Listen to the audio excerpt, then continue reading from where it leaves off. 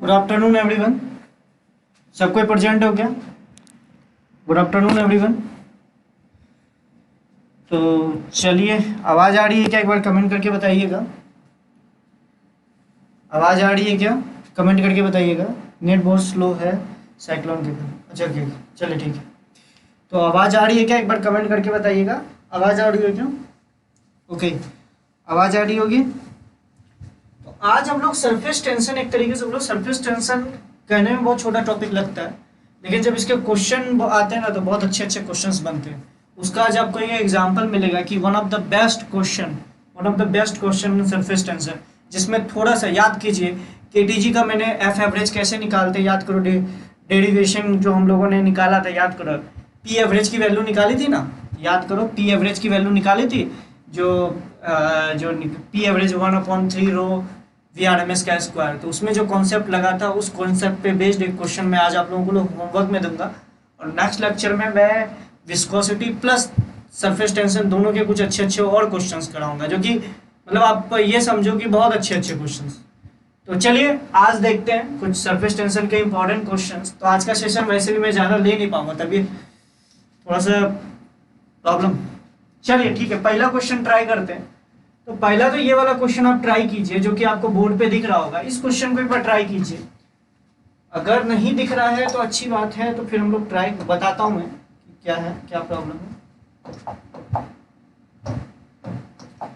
ये दे रखा है 2√2 small r into T by epsilon not, और ये दे रखा है 8 pi small r √2 small r t epsilon not, और ये दे रखा है 8 pi small r √r t epsilon not, और ये दे रखा है 8 pi small r √2 small r t by epsilon not. I hope अब आप सबको दिख रहा होगा। ठीक है, चलिए ये A B C D option दे रखा है an isolated charge spherical bubbles of has radius r and the pressure inside is 1 atm. If the T is the surface tension of the soap solution, then the charge on the soap bubble is. सोचिए, इस question को try कीजिए। ये already मैंने आपको theory में cover करवाया हुआ है, लेकिन फिर भी देखता हूं मैं कितने लोगों से ये क्वेश्चन बनता है। जल्दी से ट्राई कीजिएगा।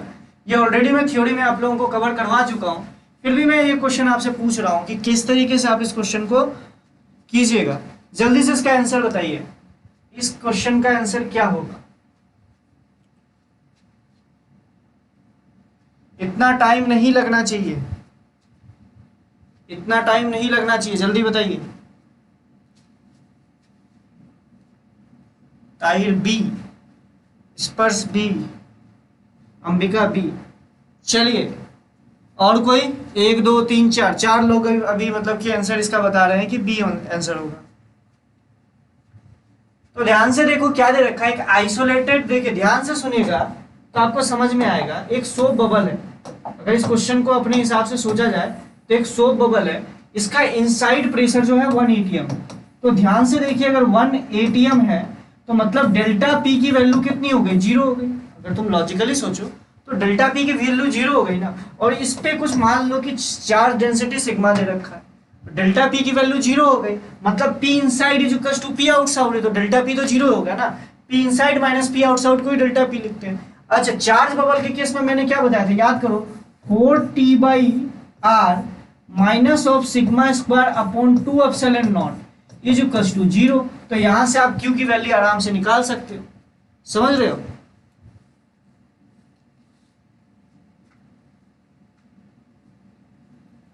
वीरप्पन, हाँ आप भी बताए थे। अरे यही तो होगा ना। अगर तुम ध्यान से देखो, बाहर का प्रेशर आप एटमॉस्फेरिक प्रेशर के बराबर मानते हो, तो अंदर का भी प्रेशर एटमॉस्फेरिक प्रेशर के बराबर हो गया। तो डेल्टा पी क्या होता है? P inside minus P outside, तो वो 0 हो गया। और एक सोप बबल के केस में जो एक्सेस प्रेशर होता है वो 4t/r minus epsilon not upon 2, क्या बोलते हो, 2 sigma square upon 2 epsilon not होता है। और सिग्मा की वैल्यू क्या लिखिएगा? ये लिख लीजिएगा Q upon 4 pi small r का स्क्वायर। ये आ जाएगा सिग्मा की वैल्यू, चार्ज डेंसिटी जो है ये इस तरीके से आ जाएगी, तो इसको पुट कर दीजिए, आंसर आपका बी आ जाएगा। समझ रहे हैं मेरी बात को, इसका आंसर बी आएगा। कोई डाउट है क्या, एक बार बताइएगा, कोई डाउट है इस क्वेश्चन में? मैंने ये बोला कि बस इस क्वेश्चन का आंसर इसी से आ जाता है। इनसाइड प्रेशर 1 atm दे रखा है, इनसाइड प्रेशर 1 atm है, बाहर का प्रेशर भी 1 atm ही होगा, तो डेल्टा पी 0 आ गया, तो आप डायरेक्टली इसको इक्वेट करा दीजिए। चलिए ठीक है, पहला क्वेश्चन हो गया। दूसरा क्वेश्चन देखते हैं, इसका आंसर बी था। अच्छा, ये जेईई 2019 में आया हुआ क्वेश्चन है, ये मैं इसलिए करा रहा हूं क्योंकि बहुत सारे बच्चों का डाउट था इस क्वेश्चन में, बहुत सारे बच्चों का डाउट था, इसलिए मुझे जबरन ये क्वेश्चन उठाना पड़ा। 2019 में आया हुआ क्वेश्चन है, इसको एक बार ट्राई कीजिए। वैसे आप लोगों को ही पता होगा, मैं जनरली प्रीवियस ईयर के क्वेश्चंस नहीं उठाता हूँ डिस्कशन में। रीजन ये है कि प्रीवियस ईयर का क्वेश्चंस मैं इसलिए नहीं उठाता हूँ, मैं मान के चलता हूँ कि आप लोग तो सॉल्व कर ही लिए होगे, लेकिन फिर भी बहुत सारे बच्चों ने ये क्वेश्चंस मुझसे पूछा था पर्सनली मैसेज करके। आपने कौन सा क्वेश्चन भेजा था बेटा? इतना याद होने रहता है कि कौन कौन से बच्चे ने भेजा था, देख लो। जितने बच्चों का मैसेज दिख जाता है, याद रह जाता, उतने बच्चों को क्वेश्चन से अटेम्प्ट कर लेता हूँ।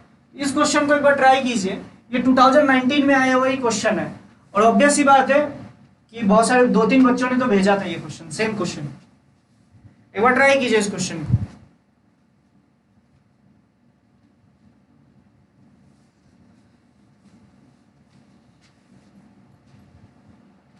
कौन सा क्वेश्चन की बात कर रहा है भाई, देखेंगे हम कौन सा क्वेश्चन। चलो ठीक है, ये मुझे याद नहीं आ रहा है।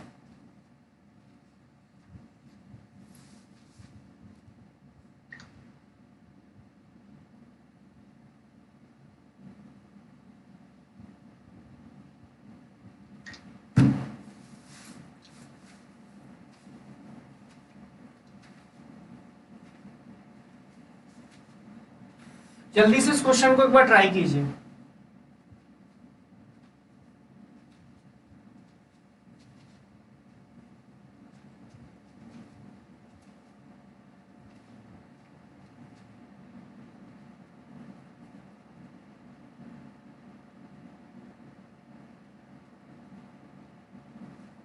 चलो ठीक है,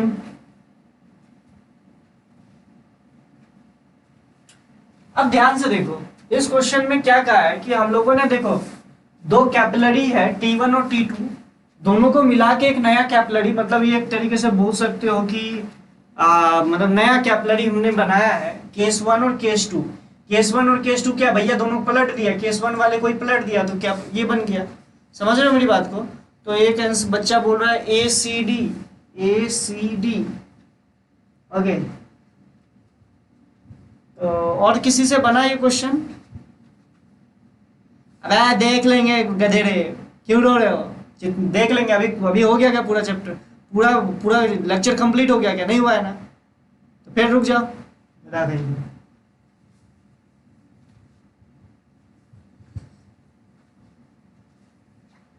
चलो ठीक है, इसको देखते हैं।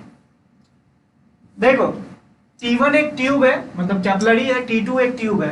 केस 1 में दोनों को जोड़ा और T1 को नीचे रखा है, T2 को ऊपर रखा है, और केस 2 में देखो T2 को नीचे रखा है, T1 को ऊपर रखा है। अब देखो यहाँ ऑप्शन वाइज देखना, अब देखो ध्यान से देखना। अब आपको क्वेश्चन में क्या दे रखा है कि दोनों कैपिलरीज का जो रेडियस है वो 0.2 mm दे रखा है, और दोनों को ज्वाइंट करके बनाया गया है T1 और T2 को। दोनों डिफरेंट मटेरियल है, जिसका कि कॉन्टैक्ट एंगल जो है T1 का 0 डिग्री है और T2 का 60 डिग्री है।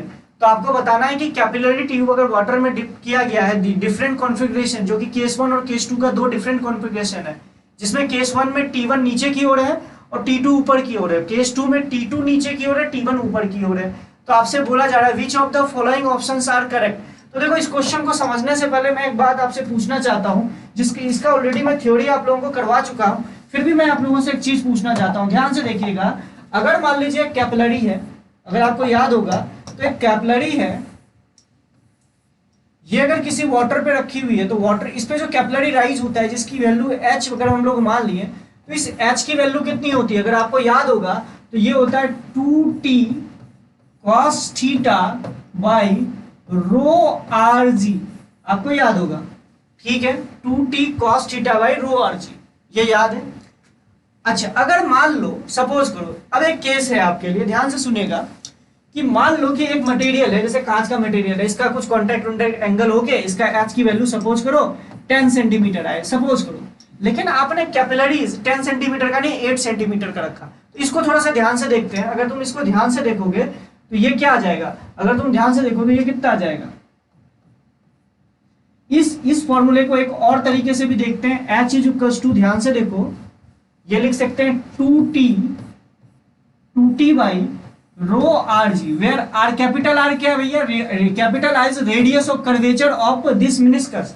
इस मिनिस्कस का रेडियस ऑफ कर्वेचर जो है इसको कैपिटल आर बोला है, और इस ट्यूब का जो रेडियस है वो स्मॉल आर बोला है। तो ये दो फॉर्मूले आप लोगों को पता थे, तो मैं यहां से बोल सकता हूं कि capital R in small r, sorry capital R into small h is equal to 2t by rho g. तो ध्यान से देखिए 2t बाई रो जी जो है वो सरफेस टेंशन कांस्टेंट होता है, डेंसिटी ऑफ लिक्विड कांस्टेंट और जी कांस्टेंट है, मतलब h इंटू आर की वैल्यू हमेशा कांस्टेंट रहेगी। अगर ये आप ध्यान से देखो तो h इंटू आर की वैल्यू हमेशा कांस्टेंट रहेगी। अच्छा, आर क्या है, कैपिटल आर जो होता है वो रेडियस ऑफ कर्वेचर होता है, ये जो मिनिस्कस है उसका रेडियस ऑफ कर्वेचर है। मतलब अगर तुम ध्यान से सोचो कि h की वैल्यू जो सफिशिएंट हाइट इस कैपिलरी ट्यूब में आनी चाहिए थी उतनी आर है, उससे अगर आपने कम हाइट रखी तो वो क्या करता है, अपने रेडियस ऑफ कर्वेचर को इस तरीके से एडजस्ट करता है कि उसका हाइट जो होना चाहिए वो 10 सेंटीमीटर से थोड़ा कम हो जाए। जैसे मान लो कि आप इसकी हाइट 10 सेंटीमीटर के करीब आनी चाहिए, अगर ये कैपिलरी आपने डाला इसकी हाइट 10 सेंटीमीटर आनी चाहिए, लेकिन आपने क्या किया, इसको धंसा के मान लो 5 सेंटीमीटर कर दिया, सपोज करो 5 सेंटीमीटर कर दिया।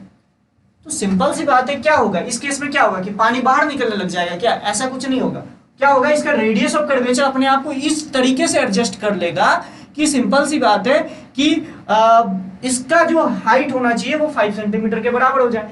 यानी आप बोल सकते हो h1 into r1 should be equal to h2 into r2 के बराबर होना चाहिए। h1 क्या है, ये वाली हाइट, जैसे मैं इस वाली हाइट को बोल देता हूँ h1, और इस वाली हाइट को, अब जो दूसरी वाली हाइट लिख रखा है आपने 5 सेंटीमीटर, उसको मैंने h2 बोल दिया है। तो ध्यान से देखिए, अगर हाइट आधी हो गई तो रेडियस ऑफ कर्वेचर को डबल होना पड़ेगा। मतलब रेडियस ऑफ कर्वेचर अगर जब बढ़ गया तो इसका मतलब क्या है कि पहले रेडियस ऑफ कर्वेचर ऐसे था, अब रेडियस ऑफ कर्वेचर थोड़ा ऐसे हो जाएगा, फ्लैट हो जाएगा। मतलब सिंपल सी बात है, पहले पानी ऐसे करके थी, अब ऐसे हो जाएगी, फ्लैट हो जाएगी। तो लॉजिकल बात है, रेडियस ऑफ कर्वेचर को एडजस्ट करा के, या आप दूसरी तरीके से बोल सकते हो कि कांटेक्ट एंगल को एडजस्ट करा के। कांटेक्ट एंगल कैसे, ध्यान से देखो, अगर इस cos थीटा को इस तरफ लेके चले जाओगे तो आप दूसरा रिलेशन में लिख सकते थे h by cos theta is equals to constant, क्योंकि देखो ना 2t by rho r g, r क्या है भैया, रेडियस ऑफ ट्यूब है, रेडियस ऑफ ट्यूब को तो हम चेंज नहीं कर रहे हैं। तो लॉजिकल बात है कि h बाई cos थीटा की वैल्यू जो है वो कांस्टेंट रहनी चाहिए, मतलब कि रेडियस कांटेक्ट एंगल जो है अब आपका क्या हो जाएगा, ध्यान से देखिए, अगर h आप घटा रहे हो तो cos थीटा बढ़ेगा, cos थीटा बढ़ेगा तो सिंपल सी बात है रेडियस कांटेक्ट एंगल जो है वो बढ़ जाएगा। समझ रहे मेरी बात को, लॉजिकली आप सोचिएगा तो कांटेक्ट एंगल आपका बढ़ जाएगा, कांटेक्ट एंगल अब आपका बढ़ेगा। पहले जो कांटेक्ट एंगल कम था, अब कांटेक्ट एंगल बढ़ जाएगा। तो कुछ इस तरह का केस होगा। अब इस चीज को अगर आप जान चुके हो तो अब हम लोग थोड़ा सा आगे बढ़ते हैं, मतलब कि अब इस क्वेश्चन को देखते हैं। इस क्वेश्चन में क्या दे रखा है, इसको ऑप्शन वाइज देखते हैं कि अगर मेरा, लॉजिकली सोचना, अगर मेरा T1 ट्यूब होता अकेला वाटर में, अगर आप T1 ट्यूब को अगर पानी में डाले होते तो इसका हाइट कितना आता, तो इसका हाइट जो आता वो होता है, ध्यान से देखिए 2t cos 0, क्योंकि आपको दे रखा है कि T1 ट्यूब के साथ जो वाटर जो कांटेक्ट एंगल बना रहा है वो 0 हो रहा है, अपॉन, ध्यान से देखिएगा, upon rho r g, rho g r या आर, रो आर जी या रो जी आर, ठीक है। तो ध्यान से देखिए, ये दे रखा है 2 इंटू सरफेस टेंशन कितना दे रखा है, सरफेस टेंशन आपका दे रखा है 0.07, तो ये हो गया 0.075 इंटू cos थीटा की, cos 0 की वैल्यू 1 आ गई, रो की वैल्यू 1000 है, ध्यान से देखिए, जी की वैल्यू 10 है और इसकी वैल्यू है 0.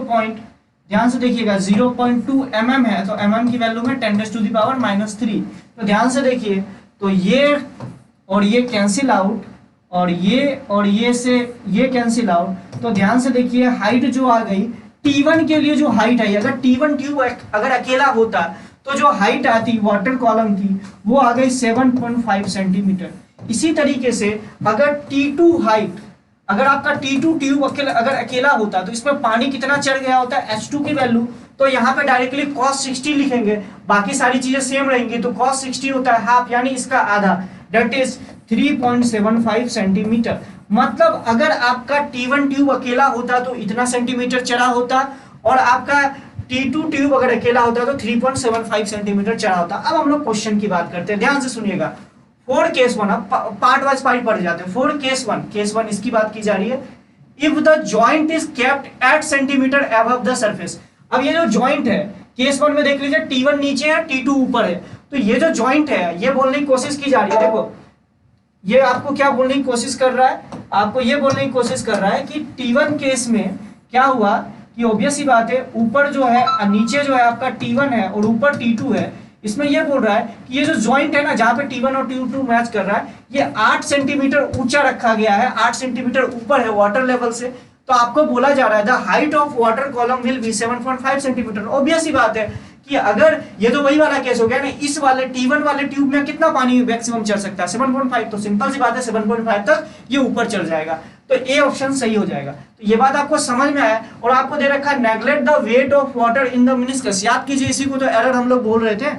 तो ये आप बोल सकते हो कि ये वाला पार्ट सही हो जाएगा। समझ रहे हो मेरी बात को कि T1 अगर अकेला लगा होता तो 7.5 सेंटीमीटर तक चढ़ता, लेकिन ये जो 8.8 सेंटीमीटर का लंबा है, तो सिंपल सी बात है 7.5 सेंटीमीटर पे जाके रुक जाएगा। समझ रहे हो मेरी बात को? ठीक है, तो ये आपका होगा ए ऑप्शन। दूसरा क्या बोल रखा है, फॉर केस वन। अब देखिए बी वाला पार्ट को हम किस तरीके से समझ सकते हैं। फॉर केस वन, अब ध्यान से देखो, for case one capillary joint is 5 centimetre above the water level. अब केस वन में ये जो कैपिलरी है ना, जो कि आपको T1 दिख रहा है, चलो इसको थोड़ा सा ऐसे बना देते हैं। ये जो अब है ना, ये 5 सेंटीमीटर, कितना 5 सेंटीमीटर अबव है। पहले 8 सेंटीमीटर था तो कोई दिक्कत नहीं था, पानी ऊपर चढ़ गया 7.5 सेंटीमीटर तक। अब ये 5 सेंटीमीटर अबव है और उसके ऊपर T2 है, तो लॉजिकली सोचिएगा T2 जो है वो 3.5 सेंटीमीटर ही ना वाटर सरफेस से पानी को उठा सकता है। तो एक बात बताइए, तो क्या ये T2 ऊपर वाला पानी को ऊपर खींच पाएगा? नहीं खींच पाएगा, क्योंकि तुम लॉजिकली सोचना ना कि T2 वाला जो ऊपर जो लगा हुआ है वो 3.75 सेंटीमीटर ही ना पानी का लेवल को ऊपर उठा सकता था।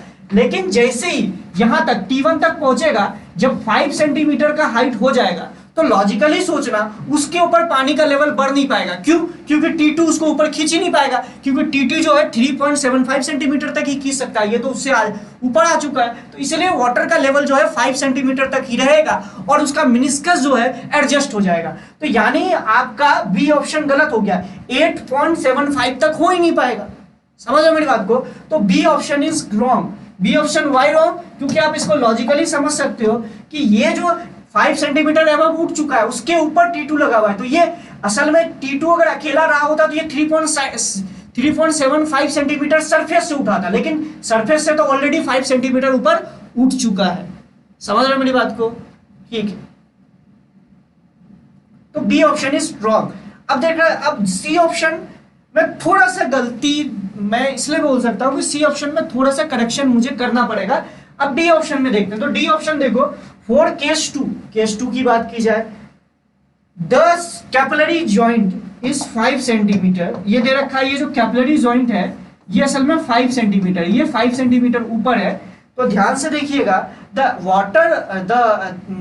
above the water surface the height of water column rise in the tube will be 3.75 centimetre. Obvious ही बात है, अगर ये 5 सेंटीमीटर ऊपर है तो T2 में कितना ऊपर तक वाटर उठ सकता है? 3.75 सेंटीमीटर तक। उसके ऊपर तो जाएगा ही नहीं, अगर उसके ऊपर गया होता तब T1 की बात की जाती। समझ रहे हो मेरी बात को? तो लॉजिकल बात है कि ये आपका तो मतलब आपका डी ऑप्शन तो सही हो जाएगा, जो कि आप सही है। अब जहां तक मेरी बात की जा रही है कौन से सी ऑप्शन के लिए, सी ऑप्शन में देखो, अगर तुम ध्यान से देखो the correction of height in water column rise in the tube due to the water content in the meniscus will be difference. असल में ध्यान से तुम देखो, जो हम एरर क्या मानते हैं, अगर तुम देखो किसी भी कैपिलरी में जो हाइट हम लेते हैं ना, वो लोअर मिनिस्कस से लेते हैं। समझ रहे हो? ये वाला जो हाइट होता है, ये वाला हाइट लेते हैं, और ये जो एक्स्ट्रा हाइट होता है ना, इसको हम लोग नेग्लेक्ट करते हैं। तो मेरा ये कहने का मतलब है कि ध्यान से देखिएगा, इसी को हम लोग एंड एरर बोलते हैं, एरर बोलते हैं, क्योंकि असल में हाइट देखो तो वाटर इस लेवल तक ऊपर उठा, इसको हम लोग कंसीडर नहीं करते, लोअर मेनिस्कस से हाइट मानते हैं। अब देखो दोनों केस को बनाओ, अगर तुम लॉजिकली सोचो, सपोज करो एक स्पेशल केस में आपको देता हूं, जैसे मान लो कि ये आपका T1 या T2 था, और ये आपका कितना दे रखा है, ये आपका दे रखा है T2 और ये T1। अगर दोनों का कॉन्टैक्ट एंगल सेम हुआ, ध्यान से सुनना, अगर दोनों का, सिंपल सी बात है, अगर दोनों की हाइट अलग अलग, दोनों कॉलम में हाइट अलग अलग आई है, ध्यान से सुनना, अगर हाइट इनटू, ध्यान से देखना, height into capital r should be equals to constant होना चाहिए। अगर लॉजिकली सोचो, हाइट इनटू कैपिटल आर, ये जो जितने ऊपर तक वाटर, ये अगर आपका ध्यान से देखो कि कितने ऊपर तक पानी उठा, इनटू रेडियस ऑफ कर्वेचर का मल्टीप्लीकेशन हमेशा कांस्टेंट आना चाहिए, चाहे वो नॉर्मल केस हो जिसमें कि पूरा का पूरा पानी चढ़ गया हो, या आपका इनसफिशिएंट वाला केस हो जिसमें कि जितनी पानी ऊपर चढ़ सकती है कैपिलरी में उससे कम हाइट दी हुई हो, चाहे दोनों केस हो, उसमें हर केस में H इंटू आर कॉन्स्टेंट आना चाहिए। अगर मान लो, सुनना मेरी बात को, अगर मान लो इसका हाइट और इसका हाइट, इस वाले मरकरी कॉलम, इस वाले ट्यूब में और इस वाले ट्यूब में अगर हाइट अलग अलग आया, तो लॉजिकल बात है कि आपका अगर हाइट अलग अलग आया तो रेडियस ऑफ कर्वेचर अलग अलग आएगा। अगर रेडियस ऑफ कर्वेचर अलग अलग आएगा तो हम एरर में कौन सा कंसीडर करते हैं, यही वाला, तो वाटर का मास हम कंसीडर करते हैं। तो एक बार में रेडियस ऑफ कर्वेचर ऐसे आया तो सिंपल सी बात है, इतना तो ही वाटर आपका एरर आएगा, और एक बार रेडियस ऑफ कर्वेचर ये आया तो ध्यान से देखिए, इतना आपको वाटर जो एरर है वो इतना लेना पड़ेगा। तो सिंपल सी बात है, आपसे पूछा क्या गया है, the correction of height of water column rise in the tube due to जो weight of water contaminated meniscus will be different for the both के। सिंपल सी बात है, दोनों में डिफरेंट होगा, लेकिन कब, जब दोनों का हाइट अलग अलग आए, इस वाले में हाइट अलग आए और इस वाले में हाइट अलग आए, वाटर कॉलम की जो हाइट है वो अलग अलग आए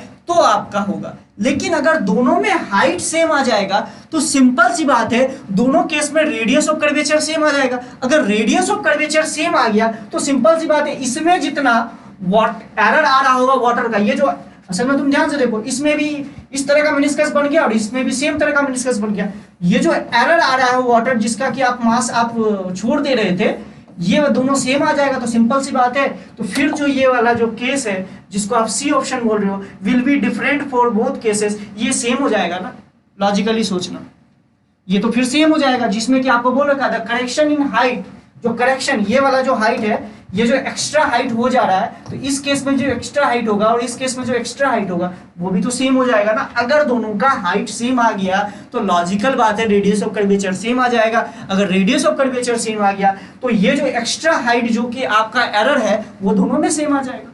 जैसे एग्जाम्पल के लिए एक केस बोल रहा हूं, ध्यान से सुनना, मान लो कि आपने T2 लिया और इसमें हाइट हो गई, ध्यान से सुनना, इसमें हाइट हो गई, नीचे T2 है और यहाँ पे T1 है, तो इसमें हाइट है 3.75, समझना 3.75, और अब आपने यहाँ पे क्या कर दिया, ध्यान से सुनना, यहाँ पे T1 ही रखा, ध्यान से सुनना, यहाँ पे T1 रखा, यहाँ T2 रखा, लेकिन T1 की हाइट रखा 3.75 सेंटीमीटर।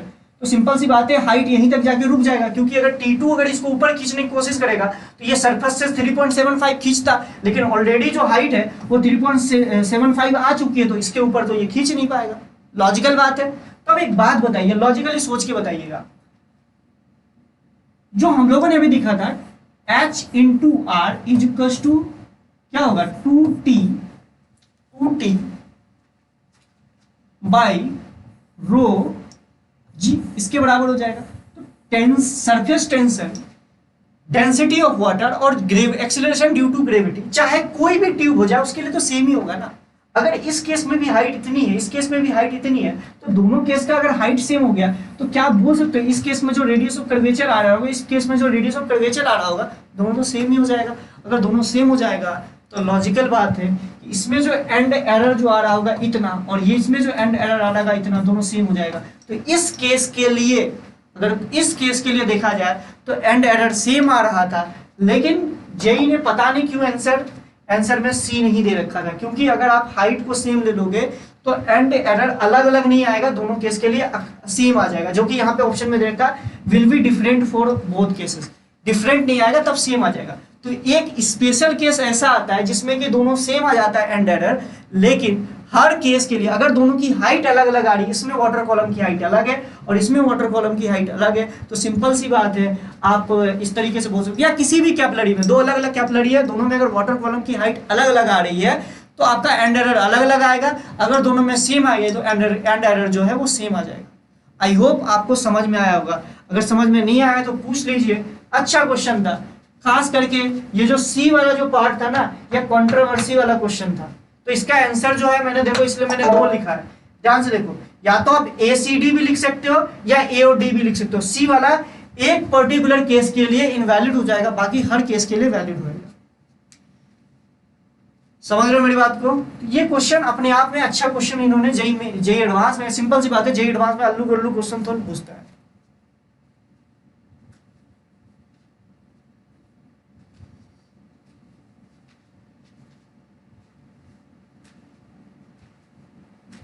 अब radius of curvature into height of the column, column का मल्टीप्लिकेशन हमेशा सेम आएगा। अगर दोनों कैपिलरी में कोई भी मटेरियल का कैपिलरी बनाओ, अगर तुमने किसी भी तरीके से हाइट दोनों कैपिलरी में सेम करवा दिया तो रेडियस ऑफ कर्वेचर तो सेम ही आएगा ना, क्योंकि h इंटू आर जो होता है 2t बाई रो जी होता है ना, तो वो तो हर कोई भी मटेरियल ले लो ट्यूब तो उसके लिए तो सेम ही होगा ना। तो इसमें क्या नहीं समझ में आया? वह कैसे अलग हो गया यार, ये केस करके दिखाया कि दोनों में सेम कैसे आ सकता है, मतलब अबे यार गधे हो क्या, मतलब गजब वाली बात करते हो। ये मैंने नहीं बताया क्या? इसमें से T1 T2 इधर ले लो तो 7.57 सेंटीमीटर तक ऊपर चढ़ेगा, और इसमें T1 ले लो लेकिन इसकी जो हाइट है वाटर सरफेस से 3.75 तक ही ले लो, तो 3.5 सेंटीमीटर से तो ऊपर नहीं है चढ़ेगा ना। T1 के ऊपर थोड़ा वाटर चढ़ पाएगा, क्योंकि T2 जो है, T2 के लिए हाइट जो होती है 3.75 तक होती है, लेकिन ये ऑलरेडी 3.75 चढ़ चुका है, तो उसके ऊपर कैसे चढ़ जाएगा? अरे ये थोड़ा बोल रखा है कि इस वाले क्वेश्चन में कि हाइट जो है दोनों का सेम हुआ है, ये दोनों का डिफरेंट है, the correction height of water column rise in the इतना इज सेम या डिफरेंट, ये कुछ बोला तो ना। चलिए ठीक है, नेक्स्ट क्वेश्चन आप लोग ट्राई कीजिए, नेक्स्ट क्वेश्चन ट्राई कीजिए, ऑलरेडी मैंने बता रखा आप लोगों को, जिसको समझ में नहीं आया वो चलिए यही क्वेश्चन था ना, इसको ट्राई कीजिए। पहले देखते उगते हैं नहीं, अभी पूरा लेक्चर कंप्लीट नहीं हुआ, उससे पहले चिल्लाना चालू कर देते कि सर मैंने जो क्वेश्चन दिया था वो करवा रहे हो कि नहीं करवा रहे हो। चला करो।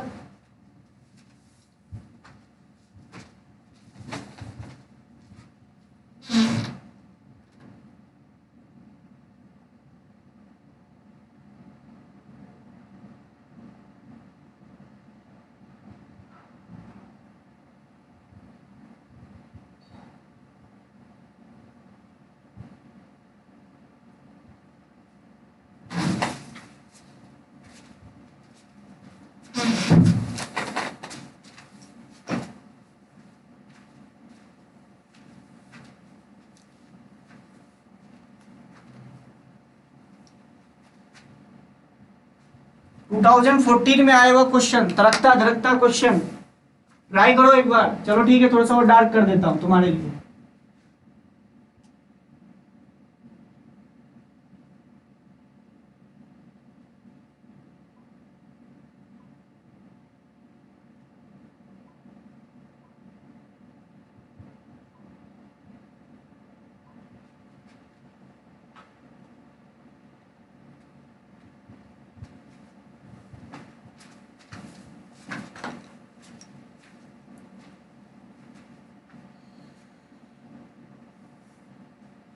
कितने लोगों ने ईमानदारी से सॉल्व किया? सिंपल सी बात है, तुम हीरो बनने की कोशिश मत करो, हमें पता है तुमसे बना नहीं है। हीरो बनने की तो कोशिश कीजिए मत, हमें पता है तुमसे बना नहीं है। ईमानदारी से बताओ कितने लोगों से ये क्वेश्चन बना है, ईमानदारी से बताना। अभी सॉल्व किया, आंसर रट लेने से कुछ नहीं होता बेटा, करना भी पड़ता है। इंपॉर्टेंट ये है कि आपको कॉन्सेप्ट समझ में आना चाहिए इस क्वेश्चन का।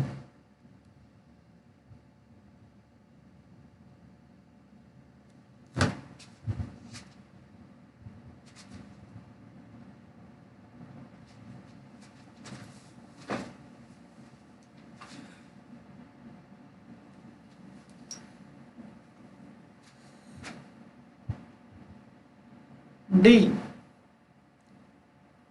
चलिए ठीक है। A glass capillary tube of a shape of, मतलब कोन की तरह दे रखा है, एपेक्स एंगल इज अल्फा, मतलब ये वाला जो एंगल है अल्फा दे रखा है, two ends F cross section radius, दोनों का डिफरेंट रेडियाई है, यहाँ का रेडियस बस आपको दे रखा है बी दे रखा है, डेंसिटी रो दे रखा है, और कॉन्टेक्ट एंगल जो है ग्लास के साथ वो थीटा दे रखा है। तो चलिए इस क्वेश्चन को थोड़ा सा देखते हैं। अच्छा क्वेश्चन है, one of the best question. तो ध्यान से देखिएगा अब पूछा क्या है।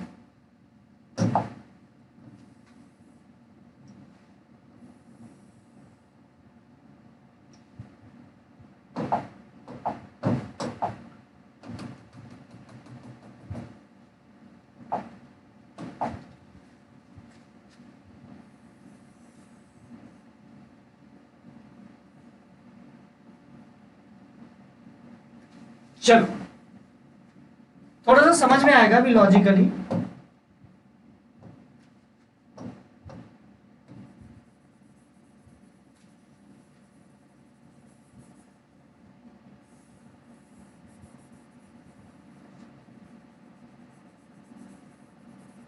ठीक, ये थोड़ा सा फिगर अच्छे से बन गया। अब फिगर अच्छे से बना है तो अब समझ में भी अच्छे से आएगा, ध्यान से सुनना। अच्छा, ये हाइट मान लो यहाँ पे वाटर था और ये थोड़ा सा और अंदर तक गया हुआ है, ये आप लोगों को दिख रहा होगा। ठीक है, मान लेते हैं इसकी हाइट जो है वो h दे रखी है। ये मैंने बड़ा मोटा बना लिया, असल में पतला बहुत होगा, इसकी हाइट h दे रखी है। तो एक बात बताओ, अगर इस सरफेस का यहाँ का प्रेशर P0 है तो यहाँ का प्रेशर कितना हो जाएगा इस जस्ट मिनिस्कस के नीचे, ये हो जाएगा P0 माइनस रो GH। अगर तुम ध्यान से देखो P0 माइनस रो GH, और यहाँ का जो अगर तुम ध्यान से देखो, और यहाँ का ऊपर का प्रेशर कितना हो जाएगा P0। तो ध्यान से लॉजिकली देखो तो P0 माइनस ऑफ यहाँ का प्रेशर ज्यादा होगा यहाँ के प्रेशर के कंपैरिजन में, इस मिनिस्कस के नीचे का प्रेशर कैसे निकाला? अबे इस पूरे लाइनिंग में फ्लूइड पड़ा है, इस पूरे लाइनिंग में प्रेशर P0 है, तो ऊपर जाने पर कितना होगा P0 माइनस रो GH। तो P0 minus of P0 minus rho GH should be equals to, ध्यान से देखिए, वो हो जाएगा 2T by are, 2T by are. अब ये R क्या है? इसका रेडियस ऑफ कर्वेचर। अब ध्यान से सुनना, इसका रेडियस ऑफ कर्वेचर, समझ रहे हो, इसका रेडियस ऑफ कर्वेचर। तो ध्यान से देखिए हो जाएगा rho GH is equals to 2T by are.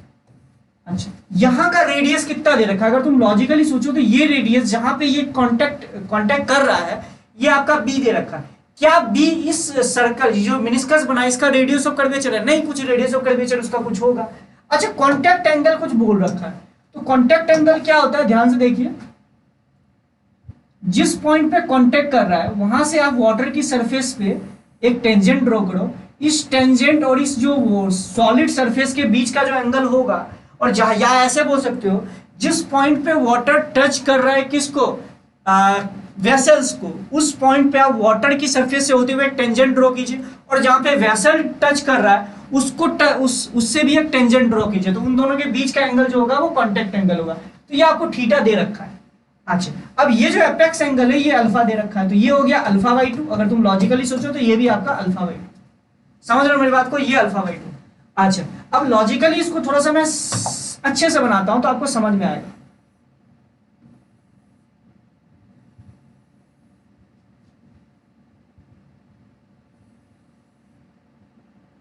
ये देखो B है, ठीक है। अब इसको दूसरे कलर से बनाता हूं, रेड से बनाता हूं।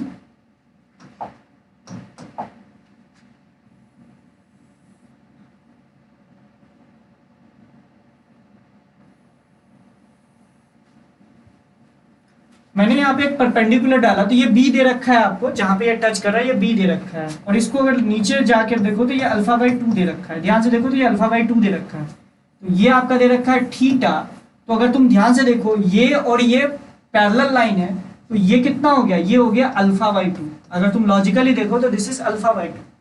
अच्छा, इस वाला मिनिस्कस का जो रेडियस ऑफ कर्वेचर है उसको हम लोग B माने, उसको हम लोग स्मॉल r माने थे, तो चलिए स्मॉल r मैंने यहाँ पे दिखा दिया। तो ये देखो ये जो पूरा एंगल हो जाएगा, अगर तुम लॉजिकली सोचो तो ये कितना हो गया? अगर तुम इसको देखो तो ये वाला एंगल हो गया थीटा, और ये वाला एंगल हो गया अल्फा बाई 2। ये बात समझ में आई कि ये वाला जो एंगल हो गया ये हो गया अल्फा बाई 2, देखो ना, ये वाला अल्फा बाई 2 और ये हो गया थीटा। मतलब ये पूरा एंगल जो हो गया, ये पूरा का पूरा एंगल जो हो गया, इसको मैं मिटा के लिख रहा हूं, ये पूरा एंगल, ये पूरा एंगल जो है, ये पूरा एंगल हो जाएगा, ध्यान से देखिए, तो ये हो गया थीटा प्लस अल्फा बाई 2। ये बात आपको समझ में आई? अरे इसको दो भाग में बांट लो, तो देखो ना, ये अल्फा बाई 2 और ये थीटा। समझ रहे मेरी बात को? तो ध्यान से देखो, ये आपका अल्फा, ये अल्फा बाई 2 और ये थीटा, तो ये थीटा प्लस अल्फा बाई 2। अच्छा, अगर तुम ध्यान से देखो तो ये जो लाइन है, ये जो रेड वाली लाइन है, अगर तुम इसको, मैं इसको ड्रॉ करूं, तो ये जो रेड वाली लाइन है और ये जो ग्रीन वाली लाइन है, इन दोनों के बीच का एंगल कितना हो जाएगा? इन दोनों के जो बीच का एंगल होगा, ये वाला एंगल 90 होगा। अगर ये 90 है और ये थीटा प्लस अल्फा बाई 2 है, तो मुझे लगता है ये वाला जो एंगल होगा, ये हो जाएगा 90 minus of theta plus alpha by 2। ठीक है, 90 plus theta plus alpha by 2। अगर ये 90 plus theta by alpha by 2 है, तो मुझे लगता है ये वाला एंगल, जिसको मैं और दूसरे कलर से दिखाता हूं, पर्पल से दिखाता हूं, तो ये वाला एंगल भैया फिर आ गया 90 माइनस, क्योंकि देखो ना, ये पूरा एंगल फिर 90 हो जाएगा, तो ये वाला एंगल जो होगा वो आ जाएगा थीटा प्लस अल्फा बाई 2। अब इसको थोड़ा सा प्यार से देखिएगा तो आपको कुछ चीजें का फीलिंग होगा कि देखो ये आर है और ये बी है, और ध्यान से देखो तो this is theta plus alpha by 2, theta plus alpha by 2। तो ध्यान से देखिए, रेडियस ऑफ कर्वेचर और यहां पे जो ट्यूब का रेडियस था उसके बीच में एक रिलेशन पता चल गया। समझ रहे हो मेरी बात को? तो इसके बीच में क्या रिलेशन पता चल गया? तो ध्यान से देखो, तो आप लिख सकते हो B इज इक्वल्स टू, ध्यान से देखिएगा, r cos theta plus alpha by 2, यानी आप आर की वैल्यू को लिख सकते हो B upon cos of theta plus alpha by 2। अब इसी चीज को आप आर को बी के टर्म में यहां पे रिप्लेस करा दो, आर को आप बी के टर्म में रिप्लेस करा दो, तो एच की वैल्यू कितनी आ जाएगी? ध्यान से देखिए, 2t cos of theta plus alpha by 2 upon what rho g into b. तो यही आपका आंसर दिया हुआ है, यही आपका आंसर दिया हुआ है। तो कुल मिला के this question is from geometry. अगर आपको ज्योमेट्री आती है तो कुल मिला के लिख सकते हैं। अगर कुछ नहीं किया, एच हाइट ऊपर गए तो रो पी नॉट माइनस रो जी आ गया, और यहाँ का पी नॉट था, उन दोनों का डिफरेंस 2t बाई आर के बराबर हो जाएगा। लेकिन ये जो आर होता है ना, 2t बाई आर, वो रेडियस ऑफ कर्वेचर होता है, समझ रहे हो? यहाँ का रेडियस नहीं होता है। चलिए ठीक है। अच्छा, अब कई लोग इसको ना दूसरे तरीके से करना चाहते हैं। कैसे कर सकते हो? ध्यान से सुनना। देखो, अगर तुम ध्यान से देखो, सिमिलर ट्रायंगल के नियम से भी इसको तो मास बैलेंस से भी कर सकते थे। कैसे कर सकते थे? ध्यान से सुनो, इसको मास बैलेंस से भी कर सकते थे। कैसे कर सकते थे? अगर तुम्हारा रेडियस यहाँ का b दे रखा है, तो ये जो h हाइट है, अगर ये h हाइट दे रखा है, अगर ये h हाइट दे रखा है और ये एंगल अल्फा बाई 2 दे रखा है, तो क्या आप यहाँ का रेडियस नहीं बता सकते? अबे ये दोनों सिमिलर ट्रायंगल हो गया ना, तो ये यहाँ का रेडियस आप बता सकते हो कि जहां पे वाटर का लेवल होगा, जहां से वाटर का लेवल स्टार्ट हो रहा होगा, वहां का रेडियस क्या होगा, ये आप आराम से बता सकते हो सिमिलर ट्रायंगल के नियम से। अच्छा, तो ये वाला पूरा का पूरा मास आ जाएगा। अगर ये पूरा का पूरा मास आ जाएगा तो सरफेस टेंशन का फोर्स ऐसे लग रहा होगा, उसका ये वाला कंपोनेंट इस वाले मास को बैलेंस कर रहा होगा। बात खत्म। जिसको समझ में आए अच्छी बात है, नहीं तो पुराने वाले तरीके से कर लेना। मैं क्या बोल रहा हूँ, मास बैलेंस से भी कर सकते थे। मेरा ये कहने का मतलब है, यहाँ का अगर आपको रेडियस, अगर इस कोण का b दे रखा है, तो यहाँ का रेडियस कितना होगा h हाइट नीचे, ये आप सिमिलर ट्रायंगल के रूल से कर सकते थे। तो ये इसका मास आ जाता, सिंपल सी बात, इसका वॉल्यूम आ जाता, वॉल्यूम को डेंसिटी से मल्टीप्लाई कर देते, तो इस वाले पूरे पोर्शन में कितना मास ऑफ वाटर होगा वो आपको पता चल गया होता। अब आप क्या कर दीजिए, सरफेस टेंशन जो है वो कुछ ऐसे लग रहा होगा। ध्यान से देखिए, ये कुछ ऐसे लग रहा होगा ना अलोंग द, इसका वर्टिकल कंपोनेंट इस पूरे मास को बैलेंस कर रहा होगा। आगे आंसर।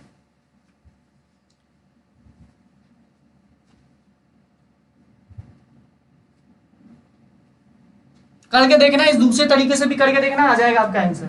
चलिए, ये क्वेश्चन बना, मजा आया, समझ में आया? D option is why, D option is correct. अबे बोलो, दूसरा वाला दूसरा वाला जो टाइप बताया है, दूसरा वाला जो तरीका बताया वो समझ में आया कि नहीं आया, पहले ये बताओ भाई। दूसरा तरीका समझ में आया? सिमिलर ट्रायंगल से हम लोग नीचे वाला का रेडियस पता चल जाएगा, नीचे वाला का रेडियस पता चल जाएगा, वॉल्यूम पता चल जाएगा, वॉल्यूम को डेंसिटी से मल्टीप्लाई कर दो, मास पता चल जाएगा, फिर सरफेस टेंशन का फोर्स वैसा लगेगा, उसका कंपोनेंट ले लीजिए दोनों को, मास बैलेंस। ठीक है, चलिए सेकेंड वाला तरीका ज्यादा डिफिकल्ट है गधेरे, तो करके देख लेना। चलिए चलो भाई, सेकेंड थर्ड क्वेश्चन, चलिए इसको ट्राई कीजिए।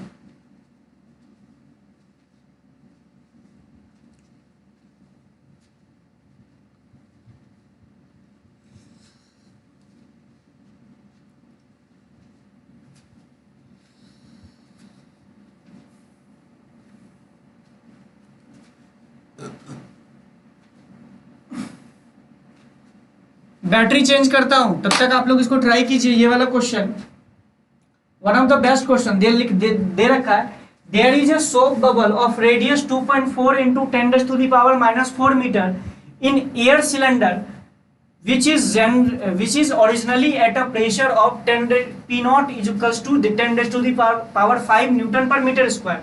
The air in the cylinder is now compressed isothermally until the radius of bubble is halved.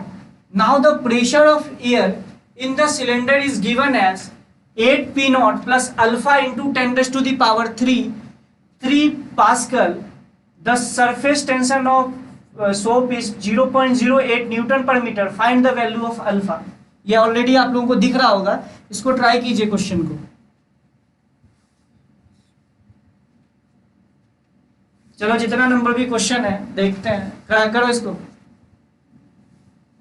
Try कीजिए जल्दी से, तब तक मैं बैटरी चेंज कर रहा हूं।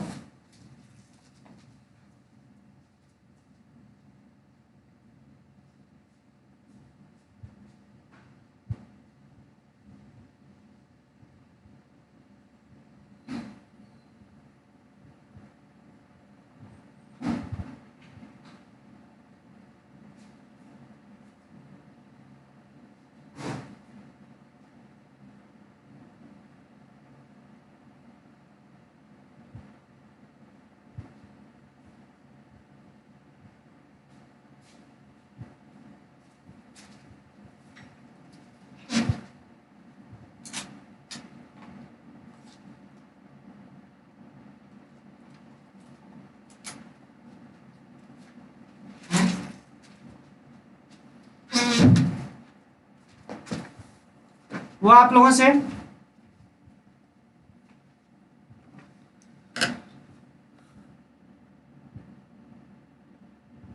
there is a soap bubble of radius 2.4 into 10⁻⁻⁴ meter in air cylinder which is originally at pressure of P naught is equals to 10⁵ Newton per meter square.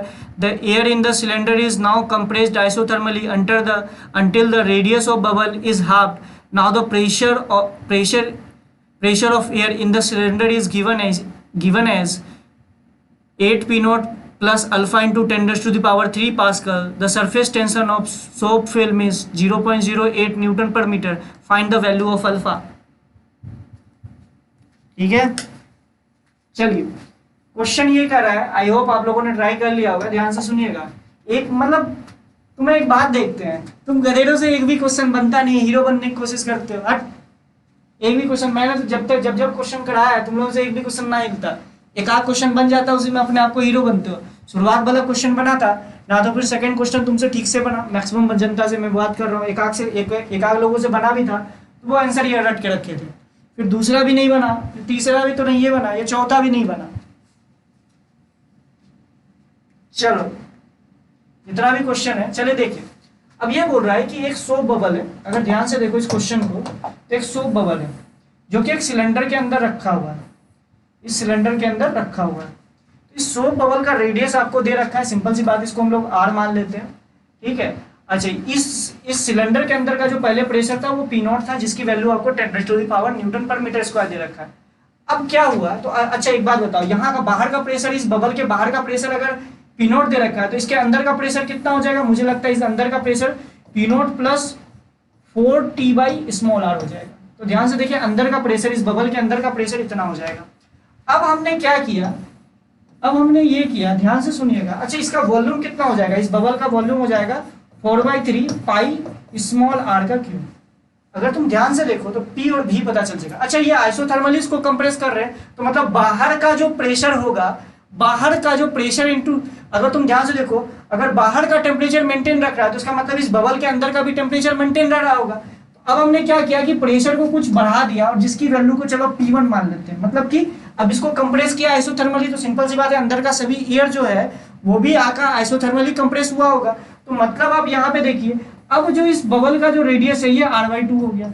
अगर r/2 हो गया तो यहाँ का प्रेशर, अंदर का प्रेशर कितना हो गया होगा, वो हो गया होगा P1 प्लस ऑफ 4T/r/2 मतलब this is P1 plus 8T/r। तो ध्यान से देखिए, अंदर का प्रेशर ये आ चुका है। अगर अंदर का प्रेशर ये आ चुका है तो अच्छा बताइए इसका वॉल्यूम कितना हो गया। इसका वॉल्यूम की अगर बात की जाए तो ये हो गया होगा 4/3 पाई इंटू आर, कितना दे रखा है r/2 का क्यूब। तो ध्यान से देखिए, अगर तुम्हारा आइसोथर्मल प्रोसेस है तो ध्यान से देखिए, यहाँ का प्रेशर इंटू यहाँ का volume should be equal to यहाँ का प्रेशर और इंटू यहाँ का वॉल्यूम, यही चीज करना है। तो क्या लिखोगे, ध्यान से देखो, लिखोगे P0 plus of 4T small r into, ध्यान से देखिए, 4/3 pi R cube is equals to, ध्यान से देखिए, ये लिखिएगा P1 plus of 8T/r into 4/3 pi r/2 का क्यूब। इन दोनों को जब सॉल्व कीजिएगा तो अल्फा की वैल्यू कितनी आती है, अल्फा की वैल्यू आई थिंक 8 आ जाती है। अबे 8 आएगी, अल्फा की वैल्यू यहाँ से 8 आ जाएगी। करके देखना। अबे यहाँ पे लिखा हुआ है सिलेंडर का प्रेशर, गधे हो क्या, यहाँ का दिया दे रखा है, सिलेंडर का जो प्रेशर है is given by 8P0 plus of alpha into 10⁻³ pascal. तो ये आपका अल्फा की वैल्यू पूछ रहा है, 8P0 प्लस अल्फा 10⁻³, आंसर आएगा 8, इसका आंसर आ जाएगा 8। करके देखिएगा, इससे जब सॉल्व करोगे तो P0 रहने देना, उसकी वैल्यू निकाल के देखना, तो आपको पता चल जाएगा ये अल्फा की वैल्यू 8 आ जाएगी। अबे 8 आ जाएगी, अब बन जाएगा, अब बन जाएगा। अगर अब भी ना बना तो फिर अपने चुल्लू और पानी में डूब के मर जाना, हम कुछ नहीं कर सकते इसके बाद। क्योंकि जब ये एक्सप्रेशन साफ साफ दिख रहा है और बोला है आंसर इस फॉर्म में होगा और P0 की वैल्यू कितना दे रखी है 10⁻5 पास्कल, तो ये लिखा हुआ है 8 इंटू 10⁻5 पास्कल। तो P1 की वैल्यू निकाल लीजिए। पूछा आपको फाइनल प्रेशर पूछा है ना, बाहर का प्रेशर आपको P1 पूछा है, बोला कि बाहर का जो प्रेशर है वो P1 हो चुका है, तो P1 हो चुका है तो उस P1 की वैल्यू निकाल लीजिए, उसको इस फॉर्म में लिखिए और अल्फा की वैल्यू 8 आ जाएगी। अरे +8 आएगा गधे, +8 आएगा, फालतू बकवास मत करो, +8 आएगा, जो बोल दिया बोल दिया।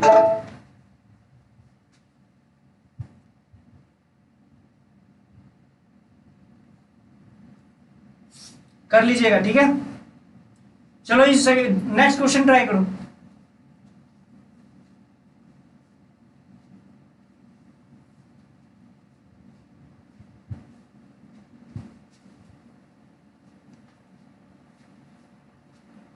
आयुष बोल रहा है P1 minus P2 is equals to 4T/r, लेकिन P1 और P2 को लिखोगे कैसे हो, वो भी अपनी तो सोचो, इसी तरीके से करो, ज्यादा अच्छा रहेगा।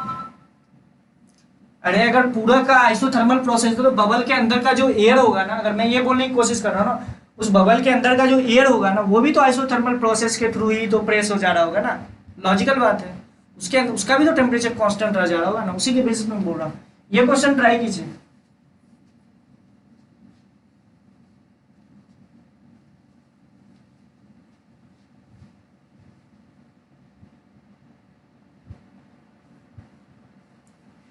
बेटा बोल दिया ना कि कुछ ऐसे हम तीर हवा में तीर नहीं मारते हैं, क्वेश्चन सॉल्व करके आते हैं, सिंपल सी बात है, हवा में तीर नहीं मार रहे हैं। तुम्हारे सेशन स्टार्ट होने से मुश्किल से आधे घंटे पहले मैं सारे क्वेश्चंस को एक बार करके देख लेता हूँ, तो मुझे तो मुँह जबानी याद रहता है कि आंसर क्या आने वाला है, तो इसलिए आंसर फिर लिखता भी हूँ कि बाद में कोई करेक्शन वरेक्शन ना हो जाए।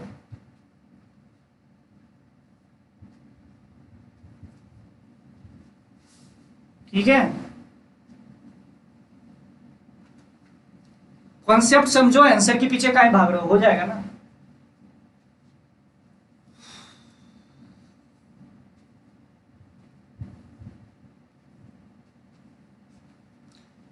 क्या बोल रहे हो, P in minus P two is to 40/r से भी कर सकते हैं? नहीं, उससे नहीं कर सकते, उससे आंसर गलत आएगा, करके देख लीजिएगा।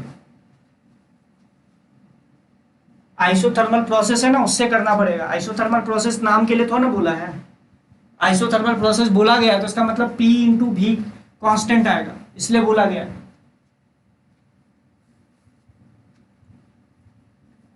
आंसर मैच कर देना हमेशा इसका मतलब ये थोड़ा होता है कि वो ऑप्शन, वो तरीका भी सही हो जाएगा, उसको जस्टिफाई भी तो करना पड़ता है ना बेटा।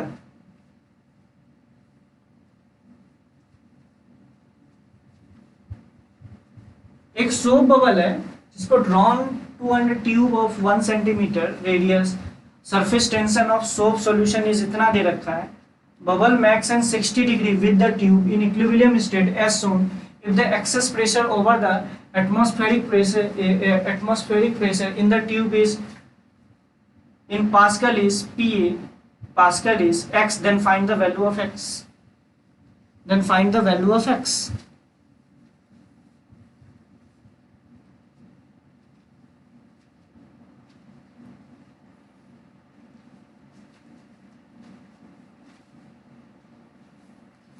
तो देखो, हुआ ये क्वेश्चन समझ में आया क्या?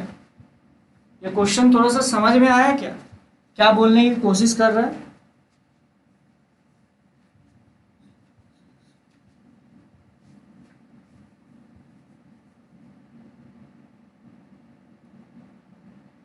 अबे पिछले क्वेश्चन की बात कर रहे हो, गधे हो क्या? मतलब पूरे पूरे तरह के लो मतलब कुछ दिमाग वाग नहीं घुसता है, क्या बोलने की कोशिश कर रहे हो? थोड़ा सोच लिया करो। ये ट्यूब था, इसके अंदर एक सोप बबल था, आपने इसके वॉल्यूम को घटा के इसका प्रेशर बढ़ाया, तो उसके कारण क्या हुआ कि इसके आसपास का जो प्रेशर चेंज हो गया, और इसका आसपास का प्रेशर चेंज हो गया, इसका रेडियस r/2 हो गया। समझ रहे हो, इसको आपने कंप्रेस करके दबाया है। तो सिंपल सी बात है, अगर ये बबल पहले बड़ा था अब छोटा हो गया, क्यों? क्योंकि सिंपल सी बात है, डेल्टा पी घट गया ना। अगर तुम ध्यान से देखो, डेल्टा पी घटे, अगर डेल्टा पी की वैल्यू अगर तुम ये मानो कि बढ़ जाएगी, डेल्टा पी की वैल्यू बढ़ जाएगी, तो लॉजिकल बात है आर घटा होगा ना। ध्यान से सुनना, अगर डेल्टा पी को क्या लिखते हो, डेल्टा पी लिखते हो 4t/r, 4t/r। अगर डेल्टा पी क्या होगा, अगर रेडियस घटा, इसका मतलब क्या है, डेल्टा पी बड़ा होगा, सिंपल सी बात है। तो यहाँ का प्रेशर माइनस यहाँ का प्रेशर जो है वो बढ़ गया होगा। तो सिंपल सी बात है, अगर ये पूरा गैस आइसोथर्मल प्रोसेस कर रहा है, तो इसके अंदर का गैस इनटू इसका वॉल्यूम, आइसोथर्मल प्रोसेस तो यही होता है ना, P इंटू बी।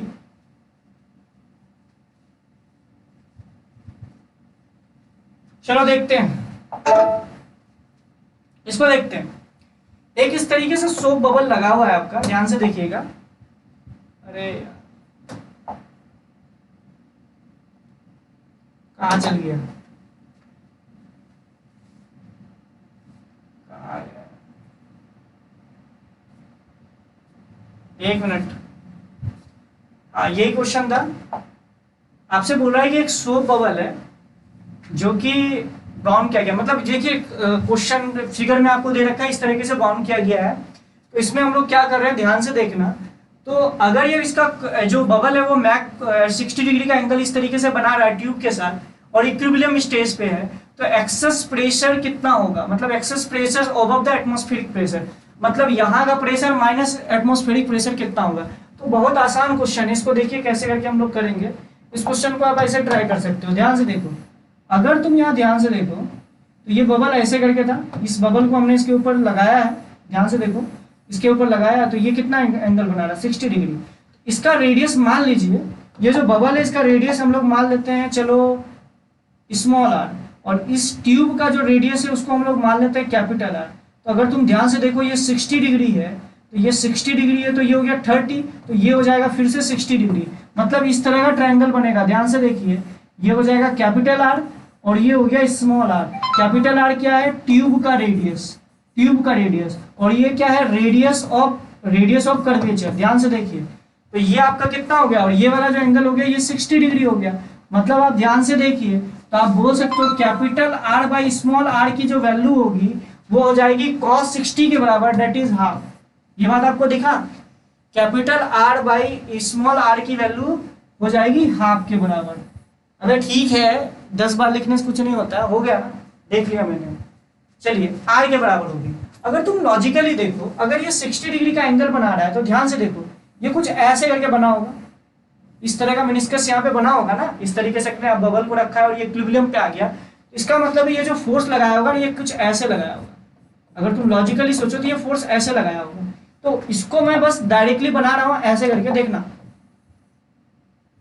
ये ट्यूब के साथ लगा हुआ है, ट्यूब के साथ जो ये फोर्स लगाएगा ये कुछ ऐसे लगाएगा। तो T इंटू 2πr जो भी है, इसको इस पे जो फोर्स लगाएगा, इस फोर्स का एक कंपोनेंट नीचे की ओर आएगा। अच्छा T वो मुझे लग रहा है T इंटू 2πr, और ये 60 डिग्री था इंटू कॉस ऑफ 60 डिग्री। तो मतलब नीचे की ओर जो फोर्स आया वो आ जाएगा T इंटू 2πr। अरे देखो ना, ये ऐसे करके कुछ फोर्स लगा रहा होगा। अगर तुम देखो ये इस तरीके से बना होगा तो हर एक पॉइंट पे इस तरीके से फोर्स लग रहा होगा ना अलोंग द सरफेस, उसका हम लोग वर्टिकल नीचे वाला कंपोनेंट ले लिया तो वो हो जाएगा T into 2πr into cos 60 degree. तो ये फोर्स तो नीचे की ओर आया। अच्छा जो फोर्स नीचे की ओर आया उस, अब देखिए यहाँ का P इनसाइड हम लोग ले लेते हैं। अगर तुम ध्यान से देखो तो P इनसाइड ले लेते हैं और ये P आउटसाइड है। तो ध्यान से देखो, आपको याद होगा, अगर आपको याद है तो हमने कुछ बैलेंसिंग करवाई थी। तो नेट फोर्स नीचे की ओर है, तो मतलब आप अगर इस पे नेट फोर्स निकालो तो ध्यान से देखो, इस वाले पे अगर नेट फोर्स निकालो तो नेट सरफेस टेंशन का जो फोर्स है जो कि इस वर्टिकल डायरेक्शन पे आया वो कितना आया, वो आया T इंटू 2πr cos 60 ये तो आ गया। और उधर क्या आ गया, अगर तुम इसको ध्यान से देखो तो उधर से प्रेशर लग रहा होगा, इधर से ध्यान से देखो P0 इंटू ए, और ये क्या है, इसका ये जो होगा वो πr² के बराबर होगा, जो कि तुम इसको बोल सकते हो कि आपका प्रोजेक्टेड एरिया के बराबर होगा। और ऊपर की ओर जो प्रेशर लगेगा वो लगेगा P इन इंटू πr²। तो ध्यान से देखिए, आप इसको लिख सकते हो delta P into πr² should be equal to delta P into πr², मतलब कि इधर का प्रेशर माइनस इधर का फोर्स, मतलब P इन का फोर्स माइनस P आउट का force should be equals to, आप ध्यान से कर सकते हो 2πr into T into cos of 60 degree. इससे आप आंसर आपका आ जाएगा। ध्यान से देख लिए, आपसे पूछा क्या है, एक्सेस प्रेशर, मतलब डेल्टा P की वैल्यू पूछा है, तो यहाँ से आपका डेल्टा P की वैल्यू आ जाएगा। लॉजिकली आप यहाँ से बना सकते हो। ठीक है, चलिए ये बात आपको समझ में आई कि किस तरीके से हम लोगों ने निकाला, ये बात आपको लॉजिकली समझ में आनी चाहिए। तो इसका आंसर क्या आता है ये बताओ, ये समझ में आया कि नहीं आया? अरे ये समझ में आया कि नहीं आया? पहले तो आप क्या कीजिए, वर्टिकल डायरेक्शन में कितना फोर्स लगा होगा, क्योंकि देखो ये जो अगर यहाँ पे टच किया होगा, अगर ये बबल इसको टच किया होगा तो ये फोर्स ऐसे करके लगा रहा होगा ना, लॉजिकली सोचना, ऐसे करके लगा रहा होगा, क्योंकि 60 डिग्री का एंगल बना रहा है ना। अगर 60 डिग्री का एंगल बना रहा है तो फोर्स ऐसे करके लग रहा होगा, उसका वर्टिकल कंपोनेंट निकाल लीजिए। और वर्टिकल कंपोनेंट जो है, सिंपल सी बात है, P in minus P out into area से कर दोगे तो सिंपल सी बात है वो नेट फोर्स बाहर की डायरेक्शन की ओर हो जाएगा। और एरिया क्या होगा, प्रोजेक्टेड एरिया, और प्रोजेक्टेड एरिया कितना हो जाएगा 4πr²। और यहाँ जो r आएगा, सिंपल सी बात है 4πr²। ठीक है, तो इसका आंसर क्या दे रखा है देखते हैं।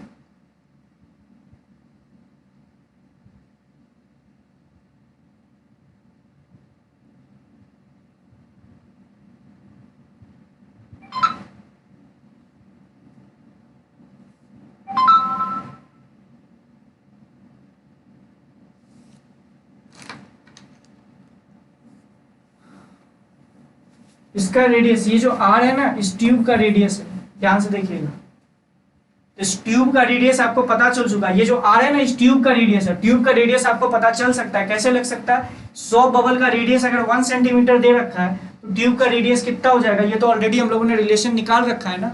अबे पहला रिलेशन तो यही था ना कि ट्यूब का रेडियस क्या था, ध्यान से देखिए, उसमें क्या था, रेडियस ऑफ कर्वेचर मतलब 1/r is equal to half था ना। तो वहां से तो आपको पता चल जाएगा ना r की वैल्यू कितनी होगी। ठीक है, चलिए, तो ये आप लोगों का रहा ये वाला क्वेश्चन। अच्छा बताओ, इस क्वेश्चन में किसी को डाउट है तो बताइए। यहाँ का प्रेशर माइनस यहाँ का फोर्स, ये जो फोर्स लगा रहा होगा और ये फोर्स, ये जो कस टू ये फोर्स के बराबर होगा, क्योंकि नेट फोर्स उधर होगा, और ये अगर तुम इसका फोर्स को देखो और इसका फोर्स को माइनस करो तो इसी के बराबर होगा ना। आई होप आप लोगों को समझ में आया होगा। चलिए ठीक है, चलिए ये क्वेश्चन आप ट्राई कीजिएगा, ये आप लोगों के लिए होमवर्क रहा। This is the one of the best question, ये मुझे अपने आप में सबसे बेस्ट क्वेश्चन लगा। अब तक का जितना भी सरफेस टेंशन का क्वेश्चन है, ये आपका सबसे बेस्ट क्वेश्चन है, one of the best question. मतलब अब तक जितना क्वेश्चन भी आप लोगों ने देखा होगा, सरफेस टेंशन का सबसे बेस्ट क्वेश्चन ये अभी तक मुझे दिखा है। मतलब अभी तक मैंने जितने क्वेश्चंस भी ट्राई किए हैं, उसमें से सबसे अच्छा कॉन्सेप्ट इसी क्वेश्चन का लगा है मुझे। तो मैं आपको यही बोलूंगा, इस क्वेश्चन को एक बार ट्राई कीजिएगा और अच्छे से पढ़िएगा, बहुत इत्मीनान से पढ़िएगा इस क्वेश्चन को, की लैंग्वेज को अगर आप समझ जाइएगा तो बहुत अच्छे से। और इस क्वेश्चन इस पिछले वाले का आंसर कितना है, पिछले वाले का आंसर 5 दे रखा है, पिछले वाले का आंसर 5 होगा, कर लीजिएगा, पिछले वाले का आंसर 5 है। इस क्वेश्चन का बस आप लोगों को एक हिंट है आपका, आप इस क्वेश्चन में पी एवरेज की वैल्यू निकालिएगा। समझ रहे हो मेरी बात को? इस क्वेश्चन पी एवरेज कितना निकाल, तो याद करना कि केटीजी में आपका पी एवरेज किस तरीके से निकाला गया था, मोमेंटम, चेंज इन मोमेंटम इन पर सेकेंड अपॉन एरिया से। ये वाला भेज ही दूंगा, ये वाला भेज ही दूंगा, इसका आंसर 4 दे रखा है, ये पूरा पीडीएफ अभी भेज दूंगा ग्रुप में। तो ये क्वेश्चन मैं कल डिस्कस कराऊंगा। कल मैं 2 सरफेस टेंशन का क्वेश्चन लूंगा और दोनों सबसे अच्छा क्वेश्चन होगा सरफेस टेंशन का, दोनों क्वेश्चन बहुत अच्छा होगा। उसके अलावा विस्कोसिटी के प्रॉब्लम्स लूंगा। तो मैं ये मान के चल रहा हूँ, मैं ये मान के चल रहा हूँ कि ये दोनों क्वेश्चन आपसे हो जाए। हाँ 5 है इसका आंसर, गधेरे कहीं का, ठीक है। तो ये मान के चल रहा हूँ कि ये कल मुझे डिस्कस ही करना पड़ेगा, लेकिन एक बार आप इसको ट्राई कीजिएगा, ठीक है। तो अभी मैं इसका पीडीएफ आप लोगों को ग्रुप में शेयर कर देता हूँ। तो चलिए ठीक है, आज यहीं तक रखते हैं, ठीक है। नेक्स्ट लेक्चर में हम इस क्वेश्चन को पहले ट्राई करेंगे और एक सरफेस टेंशन का क्वेश्चन रहेगा, बाकी के सभी विस्कोसिटी क्वेश्चंस रहेंगे। कोई दिक्कत आए तो पूछ लीजिएगा, ठीक है। चलिए, तो ये पीडीएफ अभी आप लोगों को ग्रुप में मिल जाएगा। चलिए, thank you all of you. अच्छा एक बार बताओ, क्वेश्चन का स्टैंडर्ड कैसा लगा, पहले ये बताओ कि क्वेश्चन का स्टैंडर्ड कैसा लगा। आज के जितने भी सरफेस टेंशन के क्वेश्चंस थे, सबका स्टैंडर्ड कैसा लगा। और जो कि सिंपल सी बात है, ये क्वेश्चंस तो सबका अपने आप में बाप है। ये बताओ सब क्वेश्चन का स्टैंडर्ड कैसा लगा, पहले तो ये कमेंट करके जाओ। क्वेश्चन का स्टैंडर्ड कैसे लगा। सर केमिस्ट्री की क्लास होगी क्या? अब ये सर से अभी कमेंट मैसेज करके पूछ लेना, क्वेश्चन का स्टैंडर्ड कैसे लगा।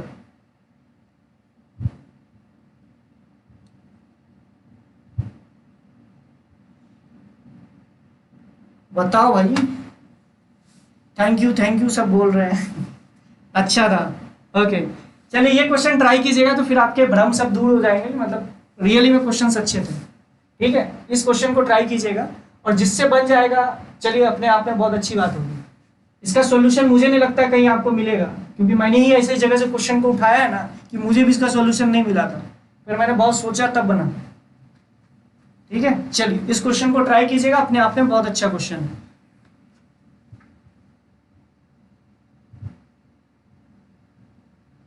ठीक है। चलिए मस्त था, बाउंसर था। अब ऐसा समझ में आना चाहिए, बाउंस नहीं करना चाहिए, सब समझ में आना चाहिए। और ये क्वेश्चन कल बताएंगे तो अपने आप में मजा आएगा, ठीक है। चलिए कल मिलते हैं। Thank you all of you.